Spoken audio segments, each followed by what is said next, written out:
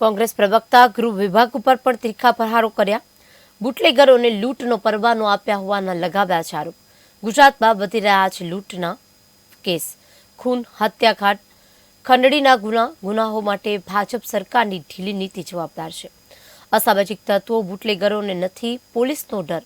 કાયદાના રક્ષકના જીવ જોખમમાં મુકાયા છે. પોલીસ જ સલામત નથી તો જનતાનો રક્ષક કોણ? રાજકીય આશ્રય અને ભ્રષ્ટાચારના કારણે બુટલેગર બેફામ બન્યા છે.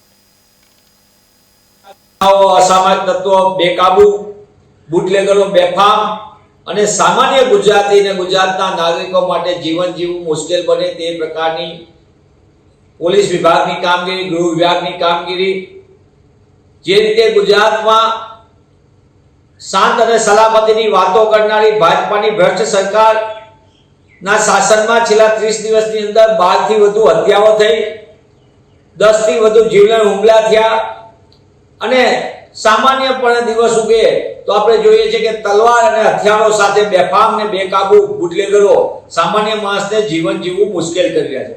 વેપાર ઉદ્યોગ વાળા સલામત નથી, રસ્તા ઉપર જતો રાહદારી સલામત નથી અને છેવટે જેની સામે રક્ષણની જવાબદારી છે જેમની, એ રક્ષકો પણ સલામત નથી. એ ઘટના પણ આપણે સુરેન્દ્રનગરની અંદર જોયું કે બુટલેગરો કઈ રીતે એક પોલીસ અધિકારીની હત્યા કરી.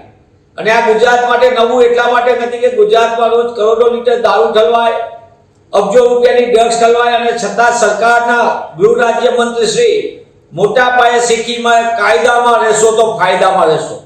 હું આપના માધ્યમથી પૂછવા માંગુ છું, કાયદો કોના માટે છે? સામાન્ય નાગરિક માટે. અને ફાયદો કોના માટે? બુટલેગરો અને અસામાજિક તત્વો માટે. શરમ કરો. હવે સત્તામાં રહીને ખાલી શેખી મારવા કરતા ગુજરાતમાં કાયદો વ્યવસ્થાની કથળેલી સ્થિતિ ઉપર તમે મૂલ્યાંકન કરો. રાજ્યના મુખ્યમંત્રી શ્રી મૃદુ ને મક્કમતાની તો બહુ વાતો કરી છે, પણ એ મૃદુ કોના ઉપર છે? અસામાજિક તત્વો ઉપર છે અને જનતા ઉપર મક્કમ છે. એમને તો ખરેખર મુખ્યમંત્રીશ્રીએ સીધી જવાબદારી લેવી જોઈએ કે રાજ્યની અંદર ગુજરાતમાં રોજ 6 દીકરીઓ, મહિલાઓ ઉપર દુષ્કર્મની ઘટના બને છે. આ તો નોંધાયેલી ઘટના, ન નોંધાયેલી તેના કરતા અનેક છે. સામૂહિક બળાત્કારની ઘટનાઓમાં સતત ઉમેરો થાય છે અને છતાં શીખી મારે છે કે આપણી દીકરીઓ સલામત છે. ગુજરાતની અંદર ખુલ્લેઆમ બુટલેગરો અને અસામાજિક તત્વો પોલીસ ઉપર દમ મારતા હોય તે રીતે વટ કરીને સામાન્ય માણસની એફઆઈઆર ન નોંધાય. છતાં એનસીઆરબી કહે છે કે અમદાવાદ, સુરત, રાજકોટ, વડોદરા સલામત નથી. ગુનાખોરીનો આંક વધી રહ્યો છે. હત્યા, ખંડણી સહિતના ગંભીર ગુનાઓમાં ઉમેરો થતો હોય અને છતાં સરકાર વાતો કરે.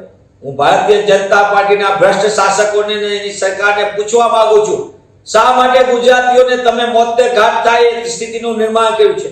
શા માટે પોલીસ તંત્ર સામાન્ય માણસને ડરાવે છે અને બુટલેગરોને મજા કરાવી રહી છે? આનો પણ જવાબ એમને આપવો જોઈએ. ગુજરાતમાં બનેલી સતત વધતી જતી ગુનાખોરી માટે જો સરકાર સમયસર પગલાં નહીં ભરે હવે અને ગૃહ વિભાગ હવે જાગશે નહીં તો ગુજરાતની સ્થિતિ બિહાર અને યુપી કરતા પણ ખરાબ